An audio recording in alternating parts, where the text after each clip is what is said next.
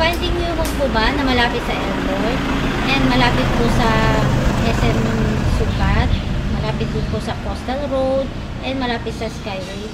Itong unit po sa likuran ko, Belmont Residence po, is napakaganda po ng location nito.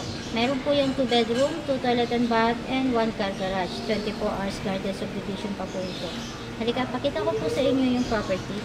Ito po yung model unit. May 1 car garage po ito. Ito po yung 1 car garage. May lot area po ito na 56 and floor area po niya is 95. Complete finish po ang turnover po natin. Meron po tayo ditong laundry area and may 1 toilet and bath po dito sa ground floor. Going up po, dito po sa second floor natin, meron po tayo ditong 2 bedroom and 1 toilet and bath. Ito po yung first bedroom. Yan, may built-in cabinet na rin po. Yan, ang hindi lang po kasama dyan yung mga gamit po.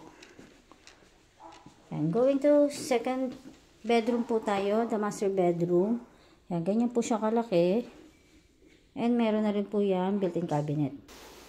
Yan, may balcony rin po tayo dito sa master bedroom. And nasa kanya po yung toilet and bath po natin.